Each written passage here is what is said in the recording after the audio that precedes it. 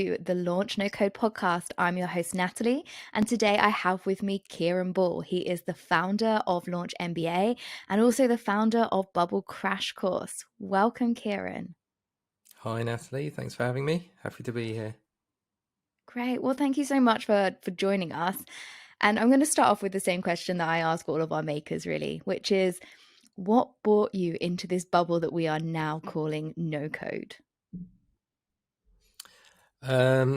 So I discovered it in October 2019. Prior to that, for decades, well, no, probably at least 10 or 15 years, I had been trying to start startups my whole time, side projects and side hustles. And I could never really make anything stick. I tried learning to code several times. I tried hiring developers. I tried finding tech co-founders, and I had tons of ideas, and just nothing ever happened because it's just there were too many barriers in the way. I never had enough conviction that my ideas were going to succeed, and in hindsight, I was right. They were all terrible ideas. But I just really wanted to be a maker and I dreamt of like being able to code and just put stuff out there whenever I felt like it. So when I stumbled across, I think it was Glide Apps was the first thing I found, and I was immediately blown away by it because in my past career, I was like an accountant, so I used spreadsheets a lot. And so I always wanted to be able to build an app based on a spreadsheet because I can do like cool stuff with formulas and I like doing that. So Glide Apps was a really good starting point. And then soon after I discovered Bubble, and I immediately saw the amazing power that it had and just started making stuff and never stopped. Amazing. And I think what's great about that story is that actually it was part of your background that led you to the tools that you started with.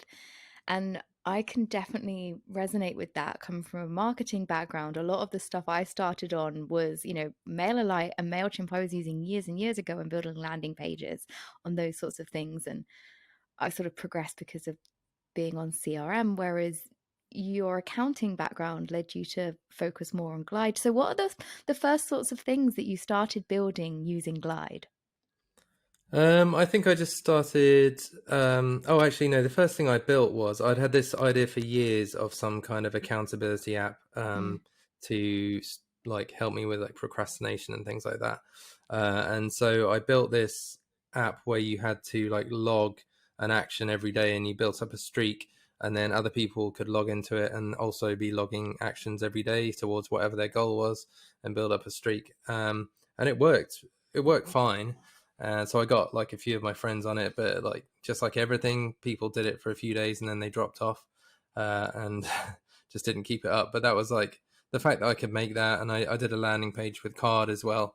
I just found super exciting. Amazing. So those are kind of like a few of the projects in the early days. I mean, what are the sort of like projects that you feel like are some of your biggest successes at the minute? Biggest successes. Well, it depends how you measure success. I mean, one of the ones that technically I am most proud of is called Review, or the website is usereview.com. And so that's like it's built in Bubble, and I did it fairly early on. I've been using Bubble about 6 months at that point, and you can basically you get your own custom link. Anyone can go onto that link and they can either upload a video or they can just put in a YouTube link, and it'll arrive in your dashboard, and then you can watch the video back, and while you're watching it you can type comments, and as you start typing the video pauses, and when you stop typing it resumes, and you can also record video comments as well at any point, and all the comments are time tagged to the moment in the video that you've written them. So the person who uploaded the video, say they're a video editor, a filmmaker working for a client, they can get all your feedback like in chronological order, tagged to the exact moment in the video. But they could also have 10 people's feedback, and it would all be tagged in order on the video, so that they're able to very quickly go through and see like which bit they need to improve on and which bit they need to change. So I mean, technically that was quite challenging, and that's something I've not really seen anywhere else, the ability to do video comments on video reviews. And then in terms of like actually making money or getting traction, I think Launch MBA, which is a paid community for makers to support each other in like shipping uh, products, as you know, as you're part of the community. I think that's one of the most successful things, just in terms of the number of people it's helped, and it's definitely in terms of revenue being pretty successful. And then more recently, Community Copilot is a micro SaaS app that I'm building, and it's still in early phases, but I just have a good feeling about it. Amazing. So you sort of have gone on this journey, and it seems to me, I mean, you're building quite a lot in Bubble at the minute. Is Bubble the main stack that you have, or what else exists in your tech stack? Uh, so I'm not one of these people that tries out all the new things. I actually, when people come to me asking for recommendations on tools, I like my list is very short, and I haven't tried out tons of things. I basically find things that work, and I stick with them because for me, I'm not interested in learning new things unless I have to. I'm really interested in being able to ship things fast and efficiently. So once I know how to use something, if I like it, I will stick with it through thick and thin. So generally, I will just use Card for a landing page. I will either send the data from that to Airtable or to MailerLite, and then I'll use like Zapier to do some other automation stuff, and Integromat, and then Bubble for more complicated projects. Amazing. And I think that's a really important thing for us all to reflect on, is our goal to learn more tools, or is our goal to launch more products?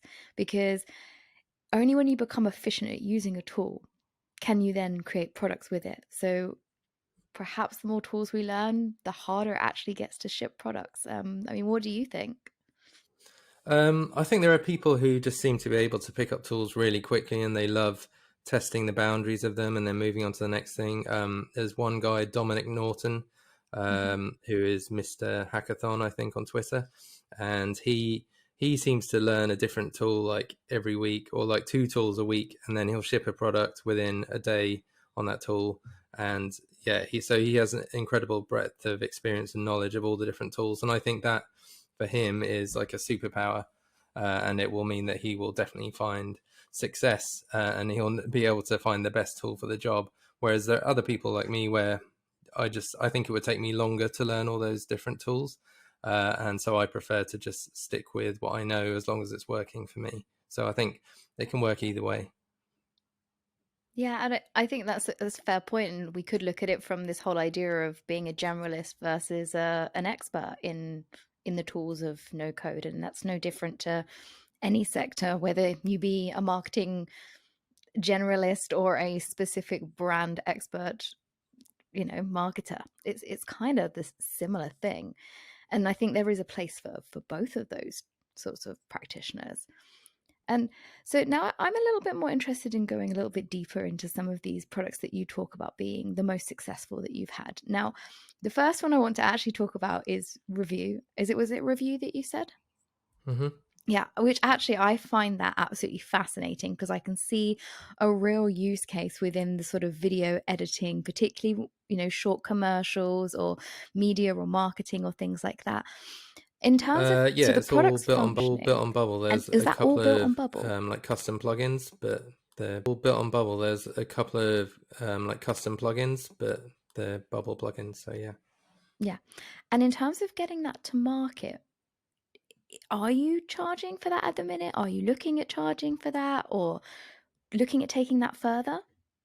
Um, well, it's kind of just sitting there. I actually did it with a friend who's he's not a no coder, he's a teacher, but he wanted to use it with he was learning sign language, and he said that like when his sign language tutor wants to give feedback, uh, he sends him a video of him doing sign language, and then the tutor writes back in like Microsoft Word with like the timestamps, and like says, "Oh, you should have," and tries to describe like the sign he should have used.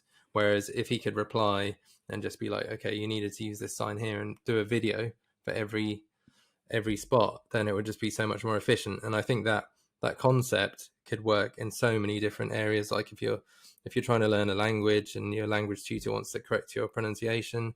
My wife is a filmmaker. Like every time she sends a film to clients, they come back with like a spreadsheet of of comments when it would be much more efficient to actually have it on the video itself. Hmm. So yeah, I think there's tons of use cases, but we just never really. I don't think we pushed it hard enough, so we never really found anyone willing to pay for it. And the other thing is, I mean, to be honest, when you're doing stuff with video, it is hard because you're dealing with large file sizes. You're dealing with like relatively complex stuff compared to other things you could build in Bubble. So occasionally stuff does go wrong and the plugins stop working. And for me as a no coder, I don't really have the skills to fix them. So then I have to like lean on someone else to try and fix it. So um, it got to a point where I just felt like I was a bit nervous about getting actual paying customers on it because I felt like although Mm. the product for the most part works pretty well, there were just some things that were a little bit hacky that didn't feel particularly smooth enough, and perhaps that's a sign that the need wasn't great enough.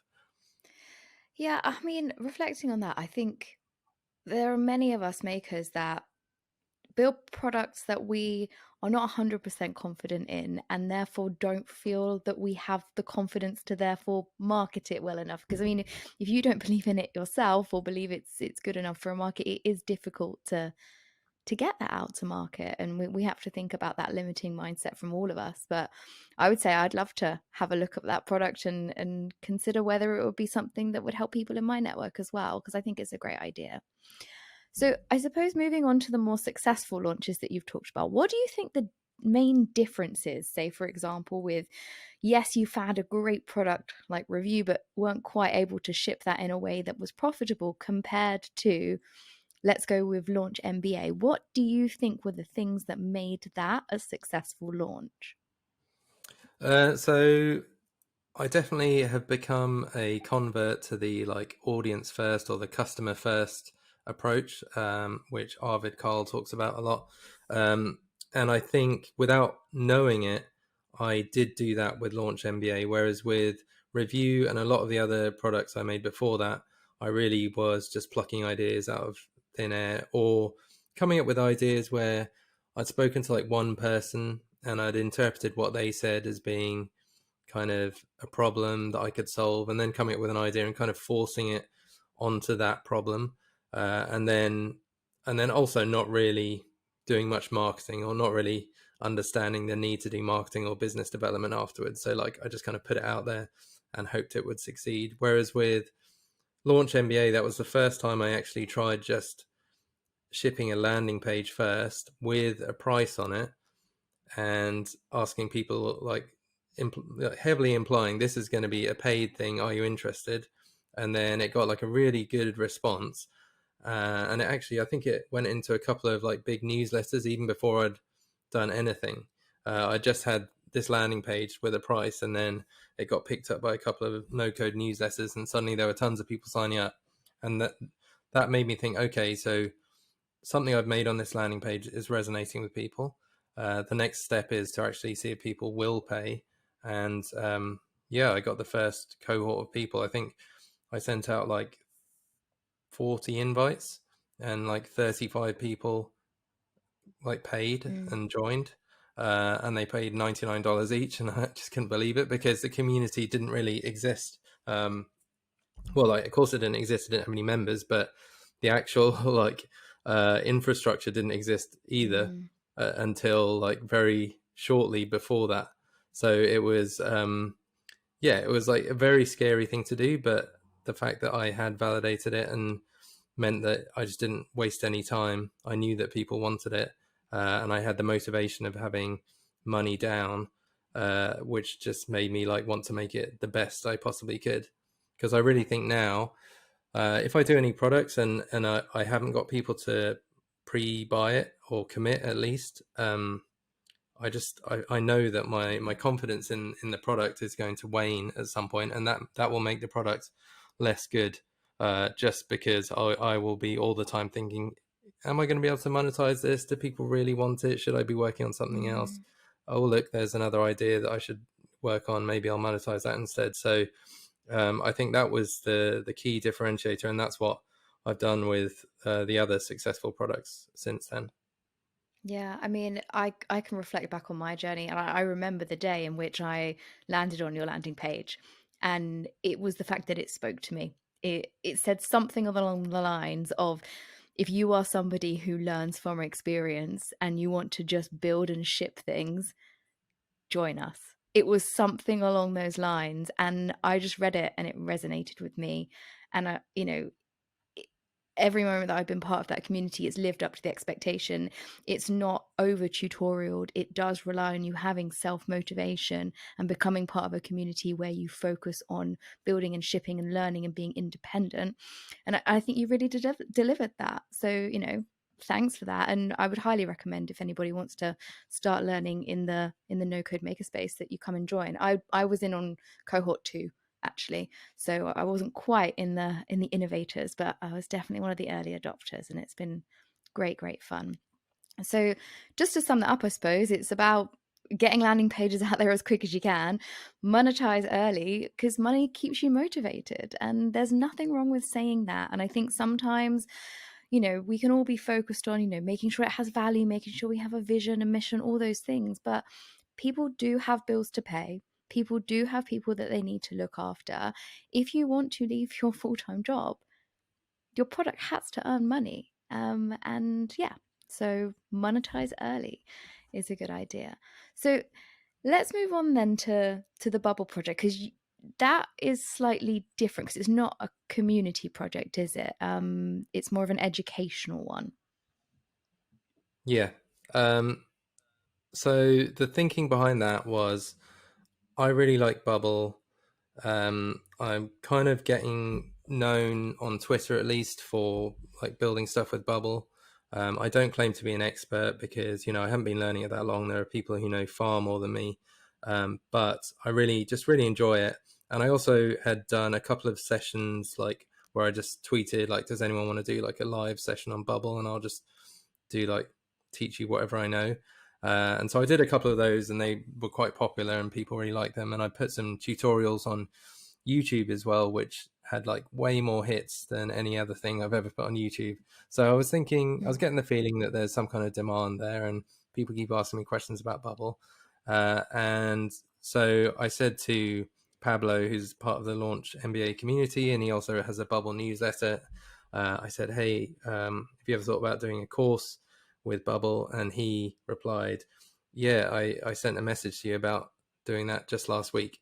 And he sent me a screenshot, and I was like, "Oh, yeah, so you did."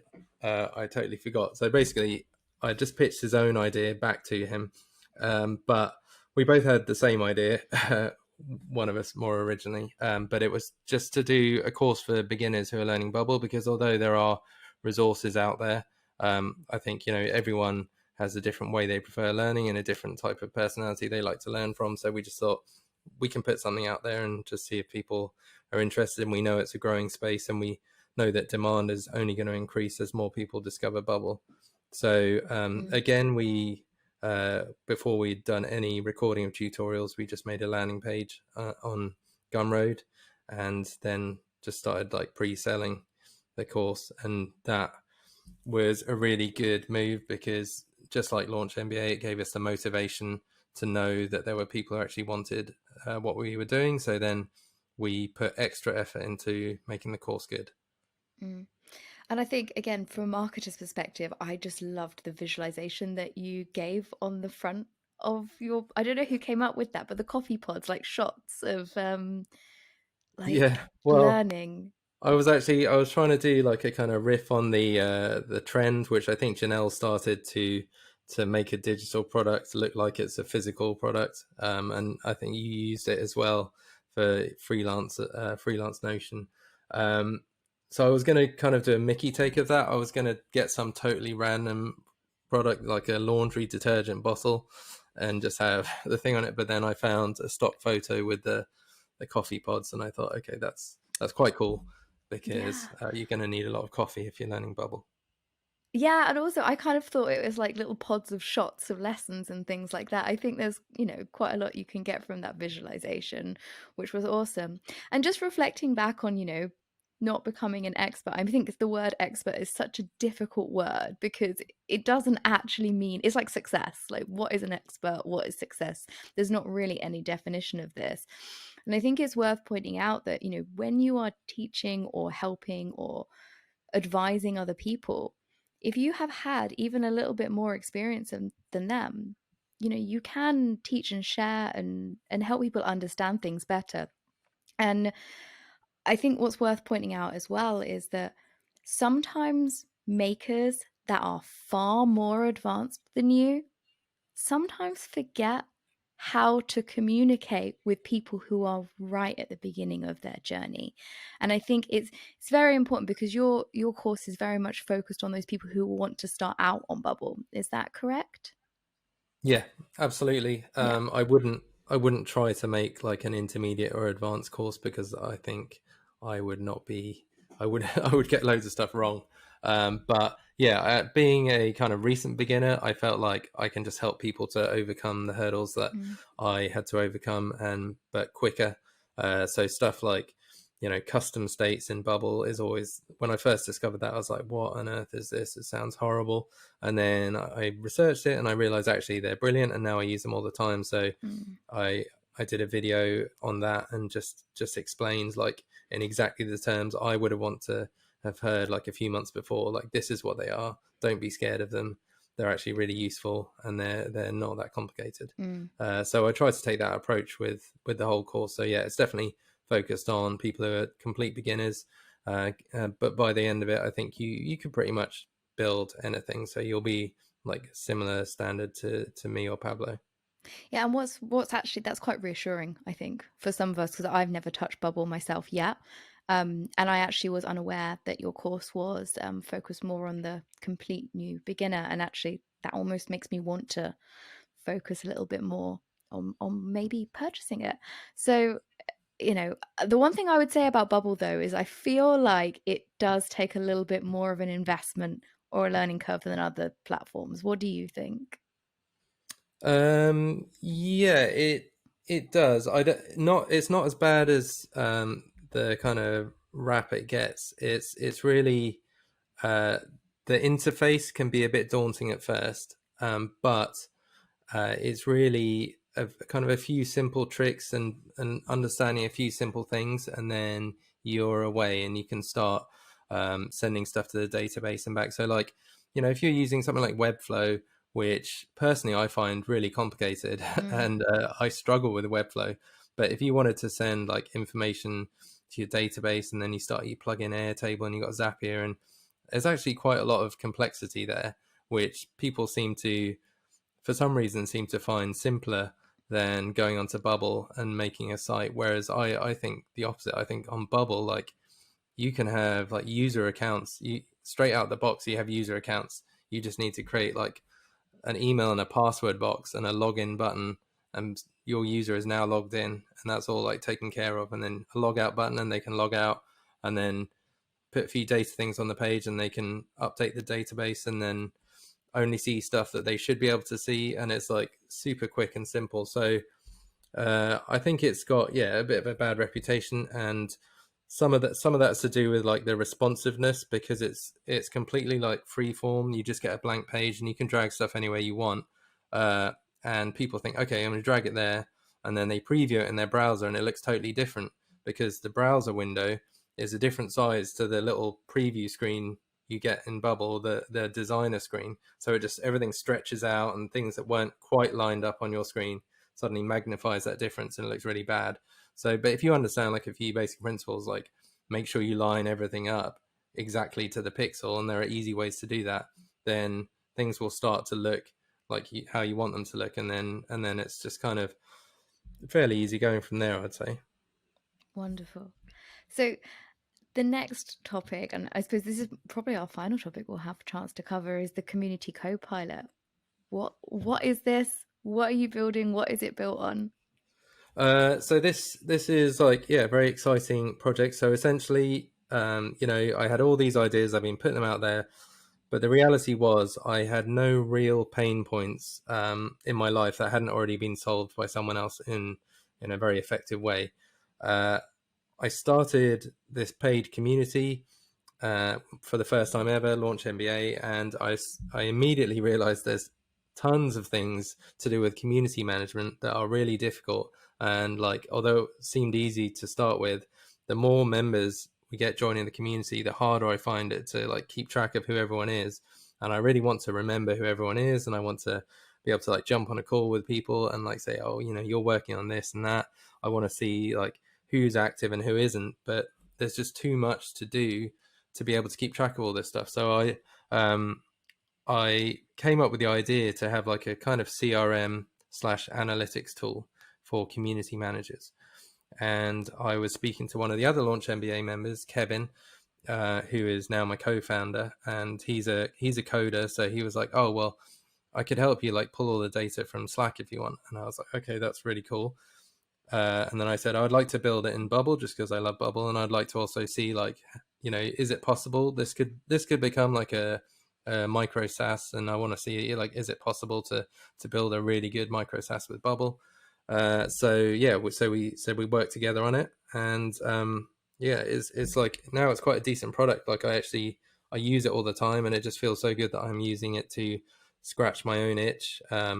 And it really helps me, and that means that like when I come up with feature ideas, even if no one has actually asked for them, as long as I know they're going to be useful to me, then I don't feel bad about building them. But hopefully they will be useful to other people. And obviously like online communities are kind of exploding at the moment.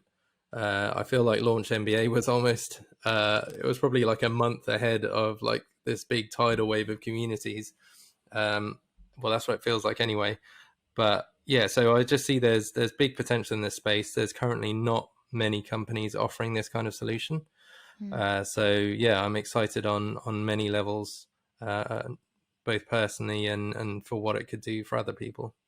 Amazing. Well, thanks for that, Kieran. I think the message take from that is that if you've got a problem and no one else can solve it, build something. Just build it. Well, Or thank hire you. the A team. Yeah, or hire the A team. Well, thank you so much for your time, Kieran. And before you head off of the podcast, would you like to share a little bit more information about how people can reach you and where they can find you or ask you questions? Yeah, so the easiest place to reach me is on Twitter. I'm at Nocode Life, all one word.